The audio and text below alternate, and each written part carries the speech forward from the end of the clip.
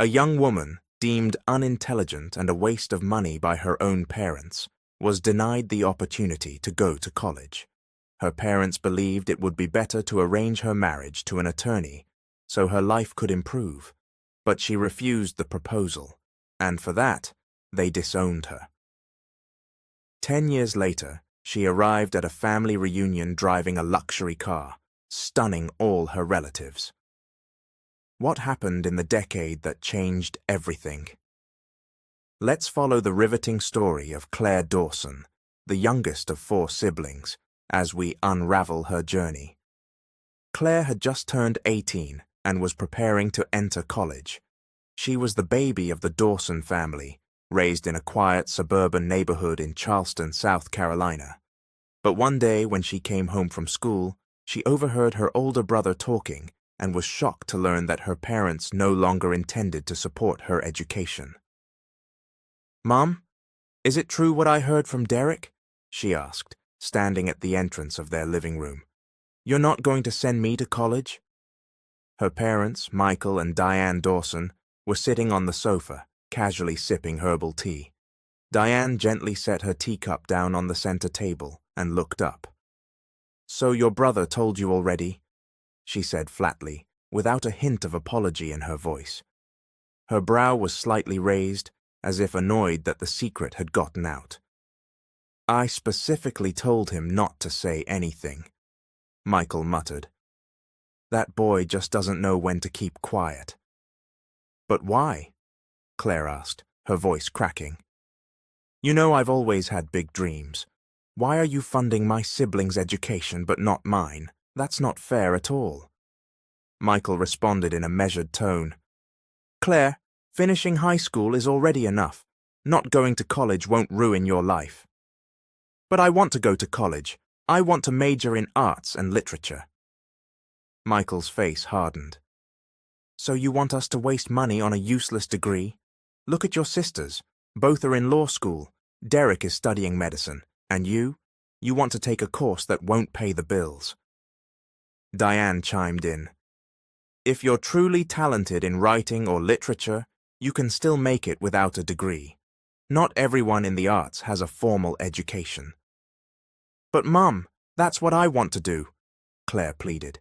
"Can't you trust me, just this once?" "Trust you?" Michael snapped. "With your grades, you barely pass your classes. You're the only one among your siblings who didn't make honor roll, not even once.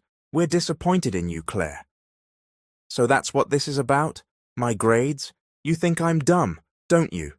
she said, her voice rising in pain. "Just because I don't get top marks like my siblings, you think I'm a failure?" "You said it, not us," Michael shot back.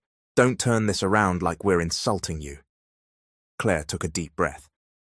"If I take another major, would you reconsider?" Her parents exchanged a glance. "No," Michael said coldly. "Even if you pick something else, our decision stands." Claire's voice cracked as she fought back tears.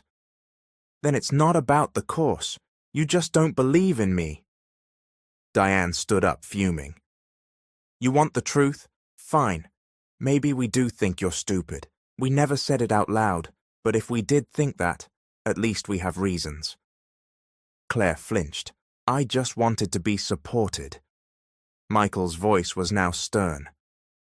"That's enough. Go to your room before this conversation gets uglier." Claire stormed upstairs to her bedroom. The second-floor walls muffled her sobs as she crumpled on her bed, tears soaking her pillow. She didn't want to hate them. She just wanted their support. But deep down, she understood their mindset. To her parents, sending a child to college was an investment, one they expected a return on. She believed that wasn't parenting, that was business. Parents should raise and educate their children because it's their responsibility, not because they expect payback. The realization crushed her. Among all her siblings, she was the only one treated like she wasn't worth the cost of an education. She began to wonder if she was even their real daughter. Maybe she was adopted. Maybe that's why they found it so easy to give up on her. She decided to stay calm. Letting her emotions take over wouldn't solve anything. The next morning, the family sat down for breakfast. Claire's oldest sister, Karen, was now a fully licensed attorney at age 25. The second eldest, Erica, 23, was in her final year of law school. Their brother, Aaron, was in medical school. "Claire," Karen began sharply, "Mum and Dad told us you made a scene when you found out they're not paying for your college. Don't you think you're overreacting?" Erica nodded in agreement. "Yeah. I mean, let's be real. Your grades have always been low. From elementary to now, you've just scraped by. You're lucky they even paid for your high school." Claire's heart sank. She knew they weren't lying, but the words still hurt. "All they ever asked was for you to at least get decent grades," Erica continued, "but even that was too much." Claire looked down at her plate, humiliated. Aaron spoke up next.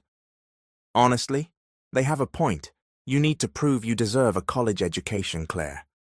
She replied, "Every child deserves an education.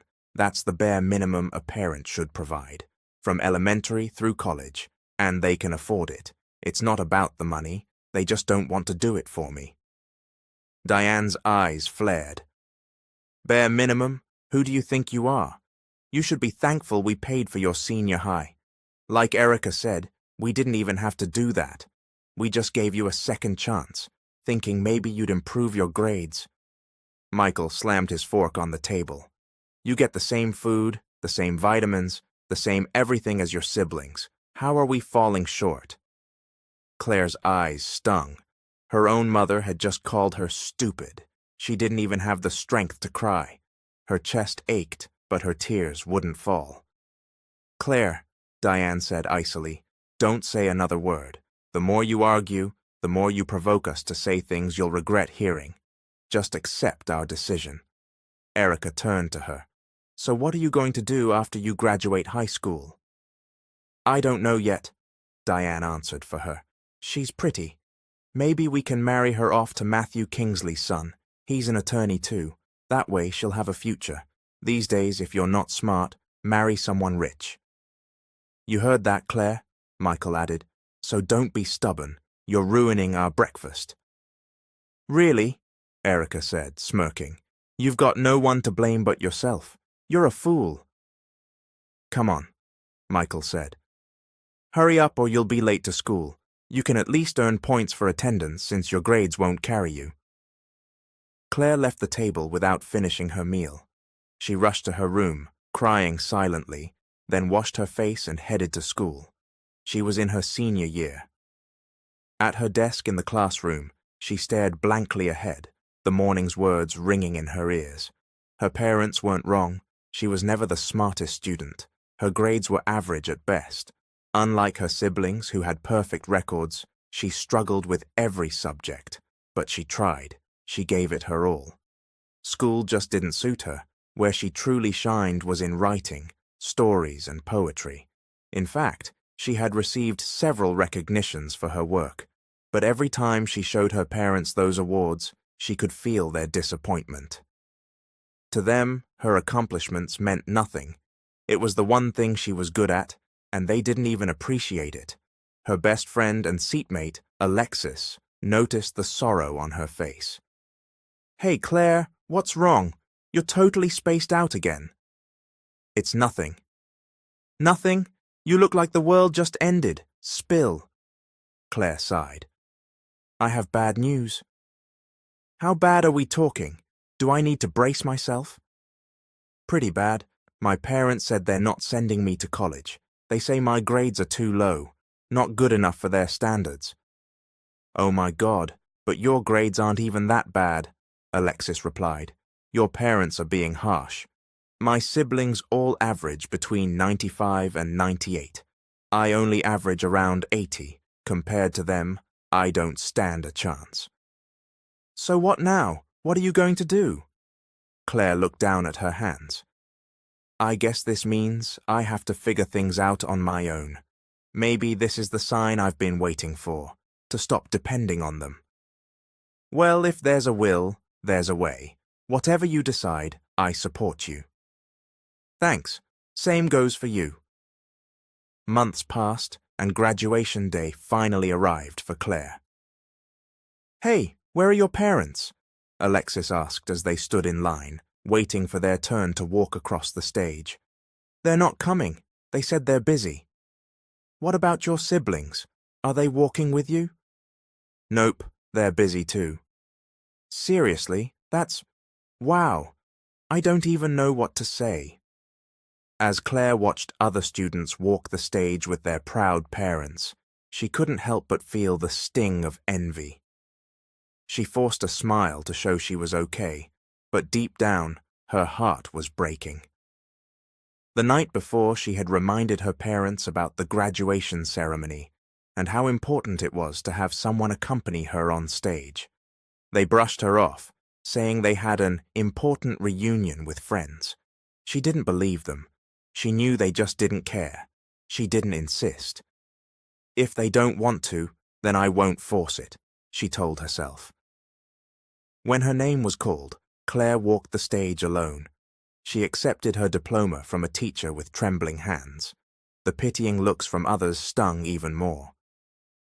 After the ceremony, she went to the restroom and cried, just for a moment. Then she washed her face. This is supposed to be a happy day, she reminded herself. Don't let it ruin everything. When she got home, she was still holding on to hope that there would be some kind of celebration. Her father had promised one. But there was nothing. No visitors, no food, no balloons, not even a cake. Mum, I thought we were going to have a little party today, Claire asked in confusion. We were going to, Diane replied, but we didn't want to embarrass ourselves. Embarrass yourselves? How? Well, what if guests asked what honors you got, and I said none? What would that make us look like? I thought the same thing, Michael added, so we just decided not to do anything. Oh, here, Diane said, handing Claire a $50 bill. Buy yourself something. Claire accepted it silently. Aren't you coming with me at least? She asked. No, Diane said. Our stomachs are upset. Must have been the food from the neighbor. Probably spoiled. What about Karen and Aaron? Definitely not. You know how busy they are, not like you.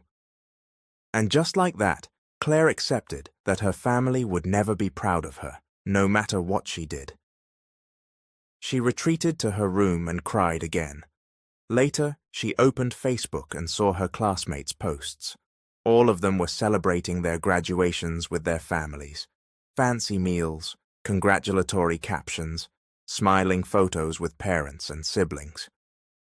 Meanwhile, she was alone, weeping quietly in her room. She hadn't eaten since before the ceremony. 6 hours had passed, and her stomach growled. She had hoped to make some memories with her family that day. It was, after all, her last graduation. College wasn't guaranteed, but since no one wanted to celebrate with her, she ordered takeout and ate alone in her room.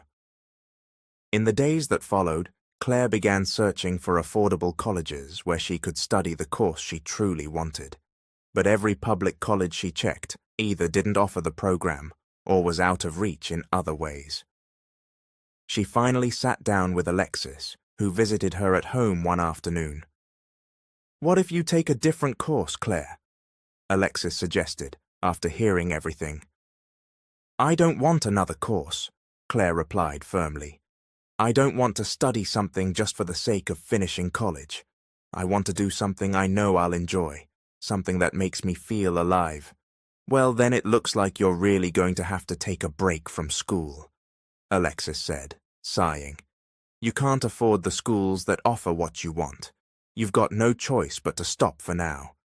But hey, you could apply at a call center. They accept high school grads. If your English is good, you'll get in. I mean, I am pretty fluent. There you go. You'll earn good money fast. In a few years, you'll have enough saved up. How long do you think I'd be out of school? You're only 18. Let's say you stop for 5 years. You'll be 23 when you go back. If your course is 4 years, you'll graduate by 27 or 28. Claire's shoulders slumped. Feels like I have no choice. Hey, look, even if you're not in college, you can still write. Attend writing workshops, read online, practice your craft. You're a great writer, Claire. I'm a fan of your stories on WritePad. Remember, you already have 20,000 followers. I actually just started writing a new one, Claire admitted. I hope it becomes successful, maybe even gets turned into a book or a movie someday. And when that happens, girl, you're going to be a millionaire. I know it. Thanks, Lex. Honestly, if it weren't for your support, I might have quit writing a long time ago. Hey, what are you talking about? You've got 20,000 fans. You're already ahead of the game. Claire smiled weakly. The next morning, at breakfast, her family was gathered at the table. Claire, Erica asked as she sipped her coffee, so what's your plan now that you've graduated? Well, Claire said carefully, I'm thinking of taking a break from school and applying for a job at a call center. I heard the pay's pretty good. Maybe I'll stop for about 5 years, save up, and then continue college when I've got enough.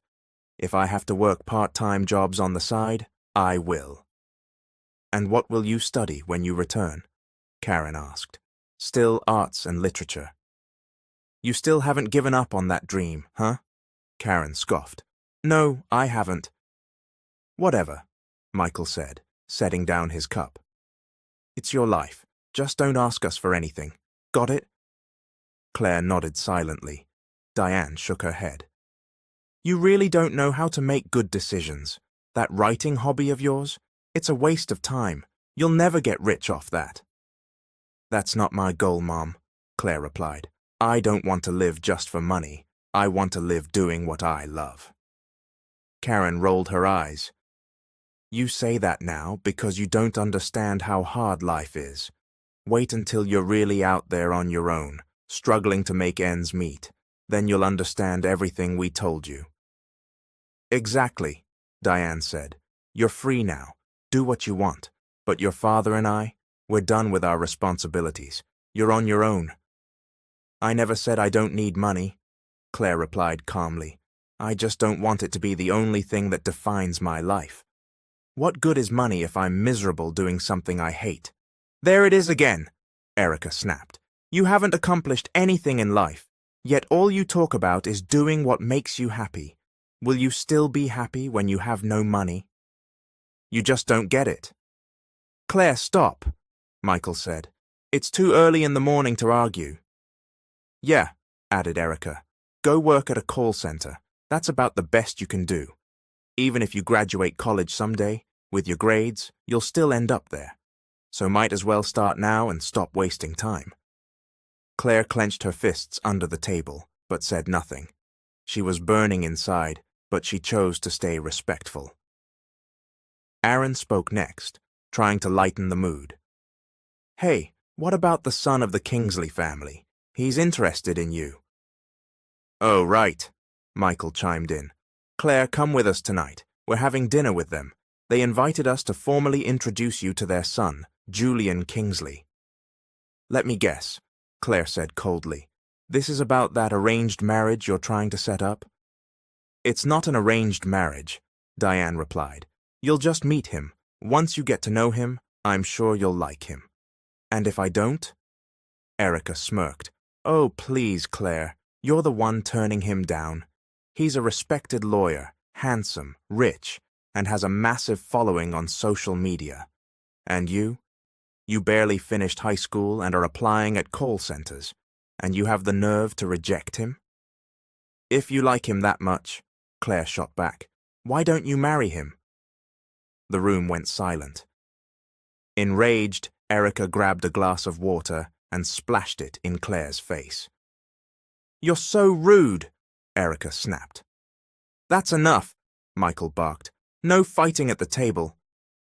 Claire stared daggers at her sister. If she weren't older, she might have thrown water back, but she held back, stood up, and walked away. She returned to her room in silence. At around 3 p.m., Claire heard a knock on her bedroom door. Claire, we're leaving soon, her mother called out from the hallway. She opened the door to find Diane dressed to the nines. Is this about that arranged marriage again? We already told you, Diane said, irritated. It's not an arranged marriage. You're just meeting the guy. You'll like him. Claire sighed deeply. She gave in, not because she was convinced, but because she was curious. She went with her parents to a fine dining restaurant, where she was introduced to Julian, the man they wanted her to marry. His parents couldn't make it, so he came alone. Her first impression? He was handsome and well-mannered. Dressed in a polished suit, Julian looked every inch the successful man her parents had described. They all sat and talked politely. Eventually, Claire's parents excused themselves to give them time alone. Julian and Claire chatted for a while, and things were going fine, until he raised his hand and called out, "Waiter!" The waiter, currently attending another table, signaled for a moment. After 2 minutes, the waiter came over. "Yes, sir?" "I've been calling you. What took so long?" Julian snapped. "I was helping another table, sir. I apologize." "Just get us some cold water, and hurry. You've already wasted our time." Claire's stomach twisted. Julian's tone was sharp, rude, a complete shift from the gentle man she had seen moments before, and just like that, her interest vanished. "So," Julian said, turning back to her, "where do you want to go after we eat?"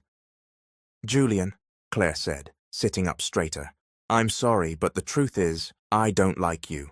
I only came because my parents insisted. I don't want to waste your time." She stood up. "Wait," Julian said, surprised. "That's not what I discussed with your parents."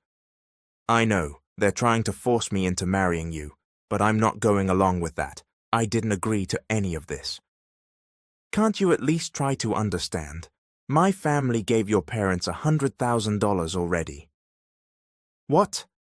Claire's eyes widened. "You gave them money? That makes me feel like I was sold." "It's normal," Julian said flatly. "Like a dowry." "Well, you shouldn't have. Because there's not going to be a wedding. You should have asked me first before making any deals. Otherwise, it's forced marriage, and that's not something I'll ever accept." With that, Claire walked out. When she got home, she was greeted by a slap across the face, delivered by her mother. "What was that for?" Claire asked, stunned. "You walked out on Julian? You rejected him, after everything?" Claire held her burning cheek. "So that's why you hit me?" "Yes, you embarrassed us." Michael glared. "Who do you think you are, Claire, to have the nerve to reject someone like him? Do I need to be someone special to say no to a man? Yes, you need to be successful to even think of turning someone like him down. And you're not. Then give him back the money." "We can't," Diane said. "You're marrying him. That's the only way your life is going to improve." "I don't need him. I can take care of myself." "Listen to us, Claire. You want to go to college, right? Well, if you marry Julian, he'll pay for it." "I don't want to marry him. He's arrogant and disrespectful. If you like him so much, why not have Erica marry him? She's going to be a lawyer anyway, and she seems to like him." "If you won't marry him," Diane warned, "then get out of this house. You're no longer our daughter." Claire stared at her, speechless. "You don't love me," she whispered. "Am I not your real child?" "Love?" Michael scoffed. "How can we love someone who can't even get her life together? You failed in school. You wasted the education we gave you." "Do I need to pay you back for raising me? Isn't that your responsibility?" Michael slapped her. "You're ungrateful. Get out of this house and forget we were ever your parents. From now on, don't ever ask us for anything again. And don't call us Mom and Dad." Tears welled in Claire's eyes. She felt broken, but rather than argue further, she quietly packed her things and left. She didn't say goodbye. She called Alexis and explained everything. Without hesitation, Alexis opened her home to her. Claire arrived with 2 suitcases and a backpack. She cried in Alexis's room for hours, releasing the pain that had built up inside her. At least she had one person who cared. Alexis let Claire stay in her room. The very next day, Claire wasted no time. She began applying for jobs. She tried multiple call center companies. Though she passed the initial interviews and assessments, she repeatedly failed the final interviews. Still, she didn't give up. Failure was not an option for her. After several attempts, she was finally hired. The job was tough at first. Every task felt new and overwhelming, but that was normal. Every beginning was hard. Claire remained determined. She knew she had to endure the learning curve if she wanted to make things easier later on. When she received her first paycheck, she gave half of it to Alexis's family to help with electricity, water, and groceries. Alexis's parents were kind to her, treating her like their own daughter. They became her new family after her real one disowned her. One day, Claire and Alexis went to the mall to buy outfits for an upcoming get-together with their high school friends. That's when they bumped into Erica. To Claire's surprise, Erica was holding hands with Julian. "Well, look who it is," Erica said with a smirk. "How's life after getting kicked out by Mom and Dad?" Claire kept her cool. "It's going fine, Erica." "Good to hear. Oh, by the way, Julian and I are together now. Thanks for rejecting him, by the way. If you hadn't, I wouldn't have had this wonderful relationship. Appreciate it." Julian added smugly. "You must regret it now, huh? You could have had this glamorous life, but you blew it." Claire stood tall. "I'm glad you're both happy, but no, I don't regret anything. I stand by my decision." "You're so clueless, Claire," Erica said. "No wonder you never got high grades. You don't use your brain." 10 years from now," Erica went on, "you'll come crawling back to us, begging to be part of the family again, and that's okay. We'll keep the door open for you, especially for Mom and Dad's sake." "No thanks," Claire replied calmly. "I haven't done anything wrong. I don't need anyone's forgiveness. I'll be successful on my own, without anyone's money." "Let's make a bet," Erica said. "In 10 years, let's see who becomes successful first. Who builds a fancy house, buys multiple cars, starts businesses, travels the world, and has a happy family. If you beat me, I'll admit I was wrong and apologize, but if I beat you, you'll kneel in front of me and say sorry." Claire's face remained calm. "I'm not here to compete with you. My only competition is myself. If you succeed before me, I'll be happy for you. I won't feel insecure.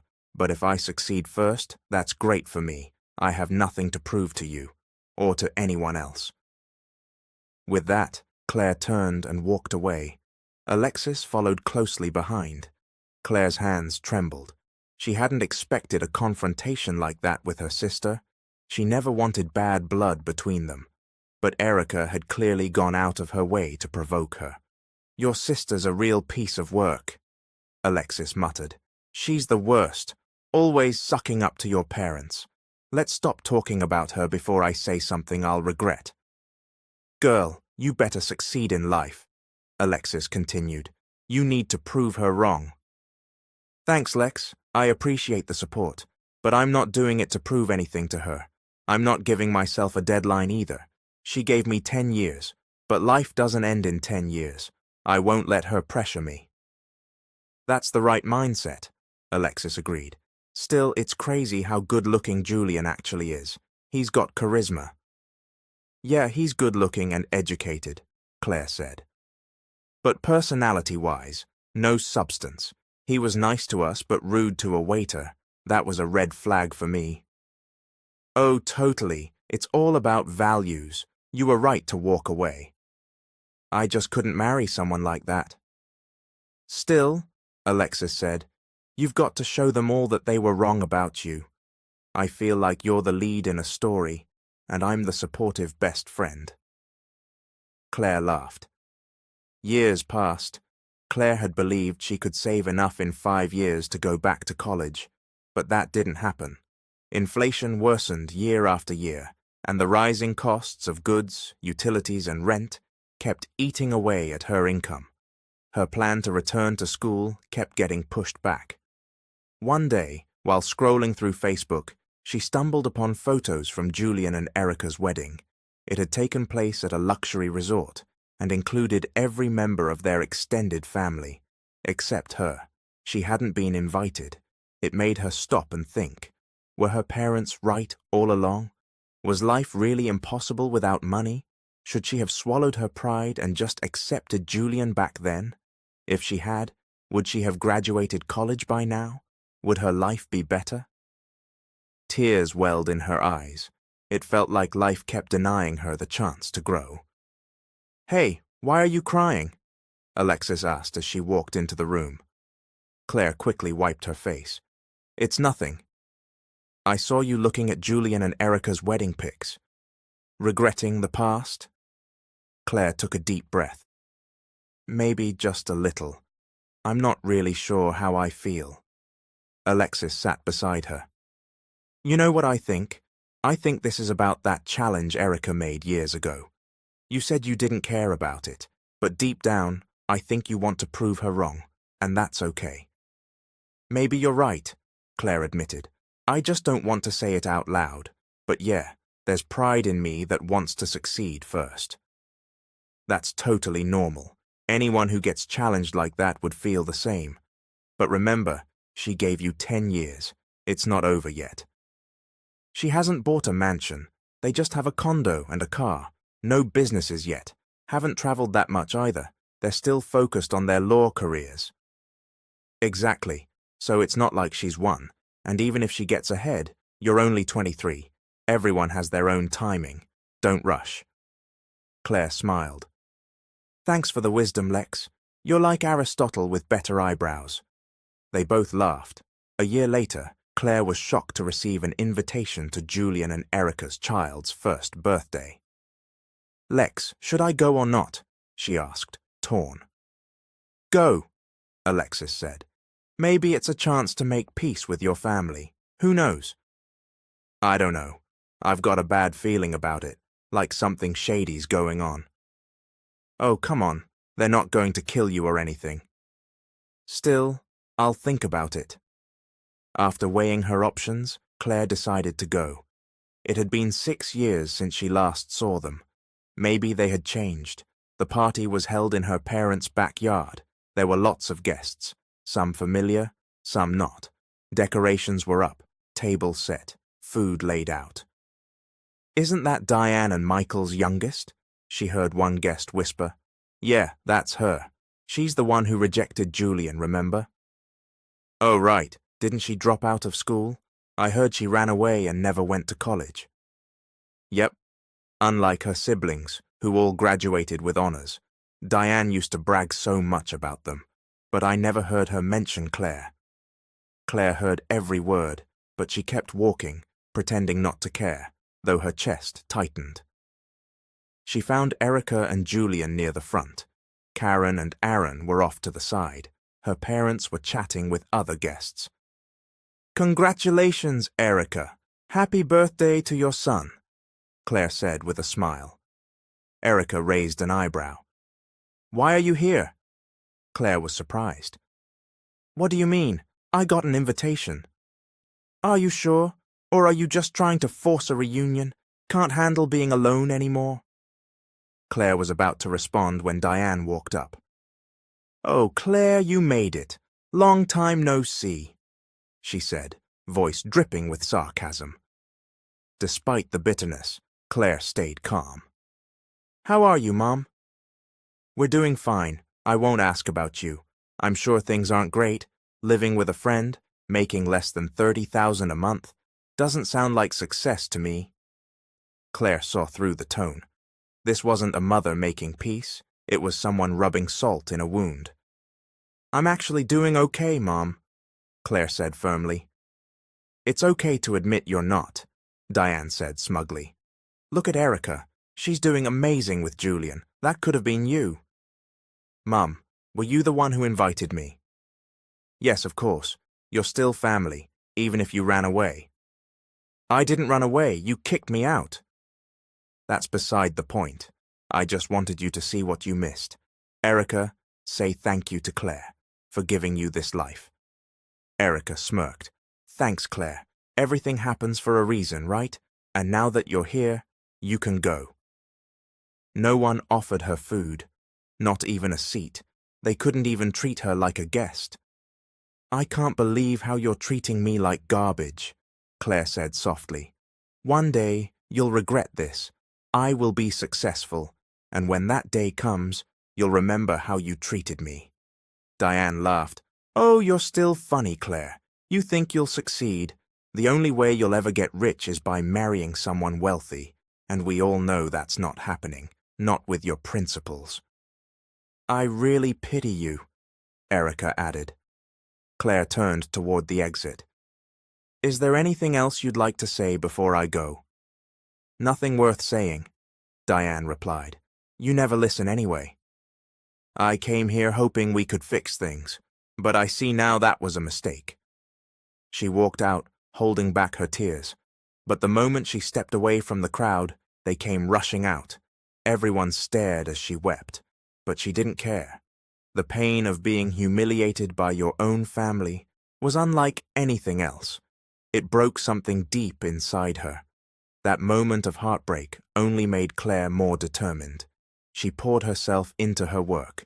She picked up extra gigs, live selling online, odd jobs, anything she could do to earn more. It wasn't easy. Every day was exhausting. Then one day, she began noticing more comments on her WritePad account. Unbeknownst to her, one of her stories had exploded in popularity. "Claire, when are you going to finish your story?" Alexis asked one evening as they prepared for bed. "Do you even know it's trending on Twitter?" "Huh? Trending?" "Yes, it's got 5 million reads. Didn't you check?" "I've been so busy with work and side hustles, I haven't even logged in lately." "Well, you better check your WritePad. It's blowing up.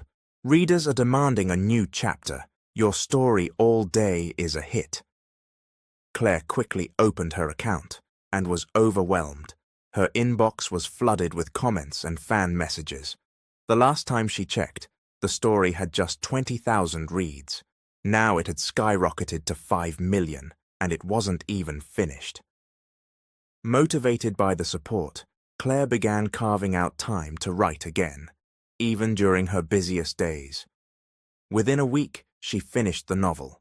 Soon, publishing offers came pouring in from multiple companies. 2 weeks after signing a contract, her debut book hit bookstores nationwide. It became a bestseller, and she earned her first major income from her writing. Suddenly, she was a literary celebrity. Book signings followed, paid by the publishing company. Her first big paycheck was $1,000.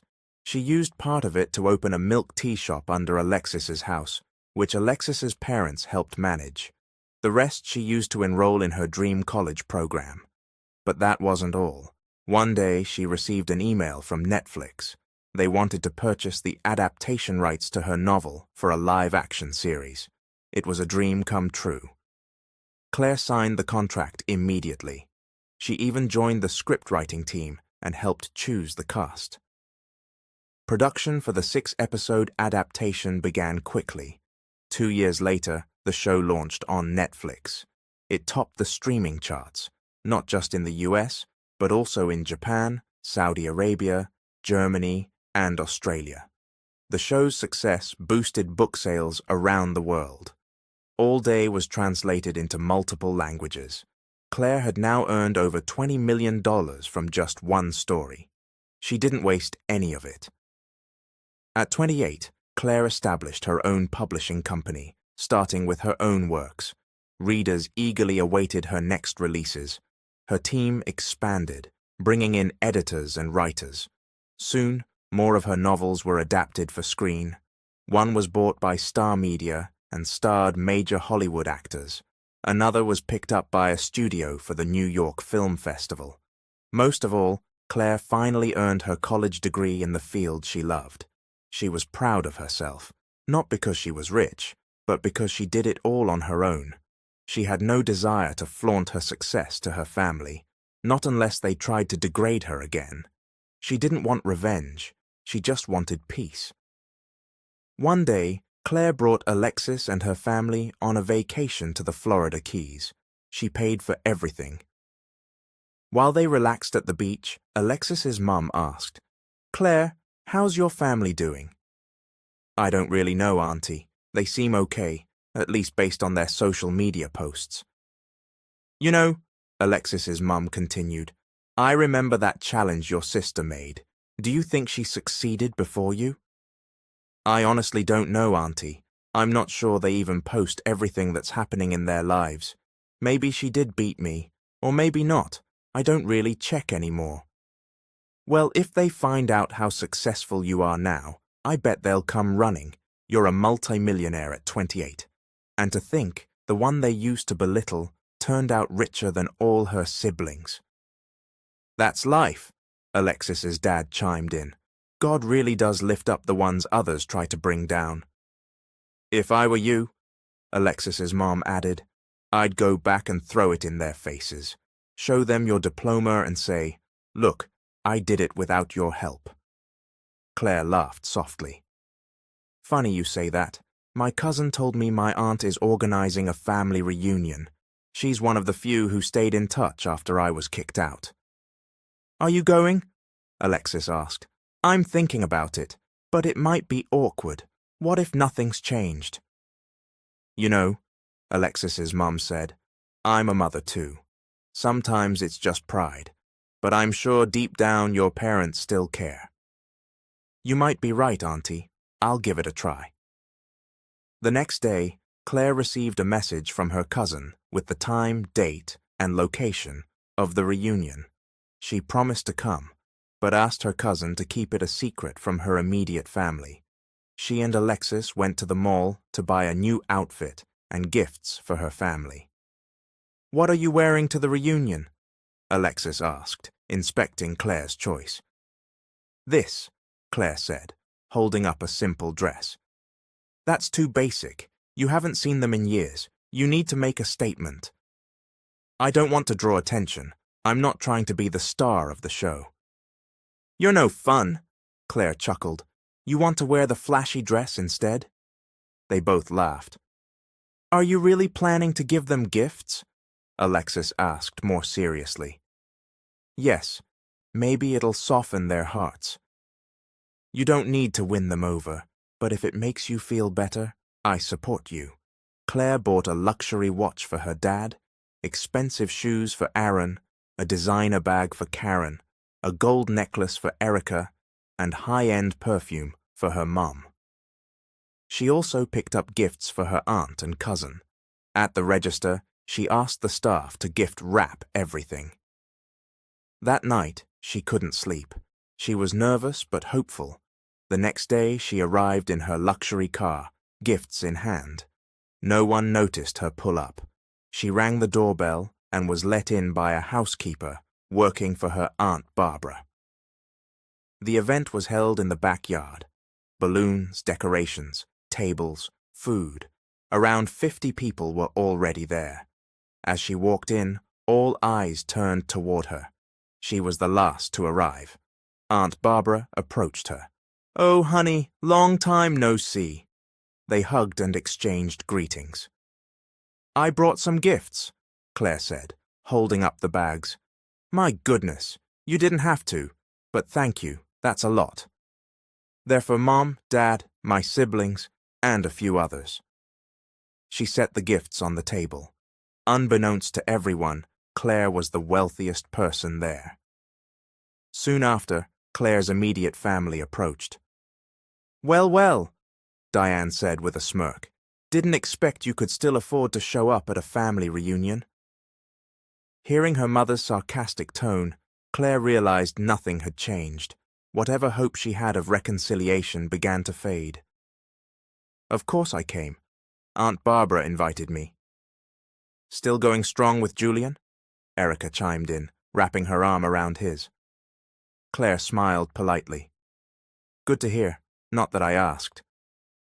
"So," Diane said, "we heard you brought us gifts. Mind if we see them?" "Sure," Claire replied, handing them out one by one. This is for you, Mum. That one's for you, Dad. This one's for you, Karen, Aaron, Erica, and this one's for Aunt Barbara and my cousin. One by one, they opened their gifts. Wow, perfume, Diane said, spraying it into the air. Wait a minute, isn't this the one that costs $1,000? Are you saying this is real? Yes, Mum. I remember you mentioned liking that scent. Diane gave it another whiff, then scoffed. Doesn't smell that strong. Must be fake. Claire said nothing. She knew her mother's reaction had nothing to do with the scent. It was pure judgment. Karen and Aaron opened theirs and were both surprised. Damn, this is nice, Aaron said, examining the shoes. How much did you spend on these? 50 grand, Claire replied casually. 50 grand? On shoes? Her father repeated. Yeah, they're original. Wait, Karen said, holding up the designer bag. This looks like a real Louis Vuitton. It is. No way. You know how much this costs? That would have set you back over $2,000. It's real, Claire said again. Diane grabbed the bag and inspected it. It looked genuine, but she wasn't ready to believe it. There's no way this is authentic. Karen, you're a lawyer. You should be able to tell. That's definitely a fake. Mom, I can tell. It's original, Karen insisted. Diane wasn't convinced. Let me see it. She examined the bag more closely. It still looked real, but she couldn't admit that. Nope, not authentic. And even if it were, I'd be more impressed if you were honest about how much you paid. We didn't raise a liar, Claire. Erica was studying her necklace in silence. It was unmistakably real gold.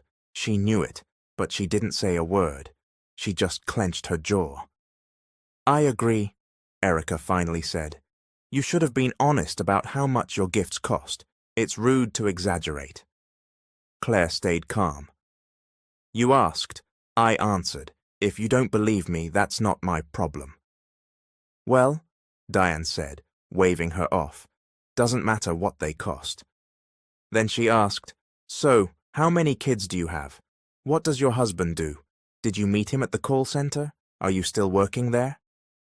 Claire immediately sensed the setup. They were trying to bait her, hoping to shame her. No, I'm no longer working there. Before she could say more, Erica cut in. Well, I've started several businesses already, traveled to different countries, got a happy family, property, a car. Remember that challenge I gave you? You haven't forgotten about that, huh? Claire said. I'm sure you're bitter. You can't stand that I succeeded first. Look at what you're wearing, so plain. You disappear for years and this is how you show up? I like what I'm wearing, Claire replied. If you don't, that's on you. I came here not to reignite old issues, but to settle them. Clearly you haven't moved on. Then Claire reached into her bag and pulled out her diploma. By the way, I finished college. I didn't rely on anyone's money, not even a man's. I'm proud of that. Her family stared. Fake, Diane muttered.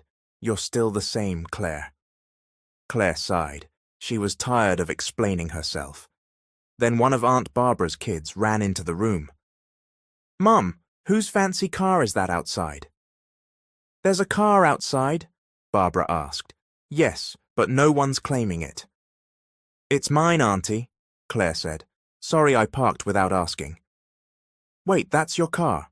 Barbara asked. You bought that? Yes. Claire, Michael asked, eyes wide. How much did that thing cost? It's expensive, but I don't think I need to say the exact amount. What matters is, it's mine. Be honest, Diane said sharply. Are you doing something illegal? That's the only way you could afford that. I agree, Julian added. Based on the model and brand, that thing costs at least $100,000. Claire exhaled. Enough was enough. I'm not involved in anything illegal, she said. I'm the CEO of my own publishing company. You know that Netflix series All Day? I wrote the novel. That's how I made my money. Everyone fell silent. Auntie, Claire continued, turning to Barbara. I heard from my cousin that your family's in serious debt. I actually brought something for you. She handed her a small bag. Thank you so much, Claire, Barbara said warmly, accepting it. You're welcome. Claire turned and left. Once she was gone, Barbara opened the bag and was stunned by the cash inside. Diane caught a glimpse. My God, how much is that? She asked. Don't ask, Barbara said. I'm paying off the debt. After the reunion, Claire's family returned home. They gathered in the living room and began discussing what had just happened. Someone opened a laptop and searched online to confirm Claire's claim. Sure enough, there it was, her name listed as the author of the hit Netflix series All Day. Her face appeared in interviews, articles, and press releases. She was telling the truth. Each family member began to feel a wave of guilt. The daughter they once dismissed had now become far more successful than any of them. Call her, Diane said. Tell her to come back. We need to talk. What are we going to talk about? Karen asked. She's rich now, Diane answered. She has to return to us. Do you really think she'll come back? Karen replied. After everything we did to her, you treated her like she was nothing. We have to try, Diane insisted. Just reach out. I don't think that's a good idea, Aaron said. Let her enjoy her life. It's embarrassing to act like we care now that she's wealthy. I agree, Julian added. It's a bit shameless. I'm her mother, Diane snapped. I have a right to whatever blessings she has now. Tell her I'm sorry. I'm sure her heart will soften. Just be honest, Aaron said. What do you really want from her? Her money, Diane admitted. What else? I need her help. Unbelievable, Karen muttered. You're only reaching out to ask for money? You should be ashamed. Then you do it, Diane snapped. You all do it. Meanwhile, Erica sat in silence. She couldn't bring herself to say anything. Instead of feeling happy for her sister, she felt jealous.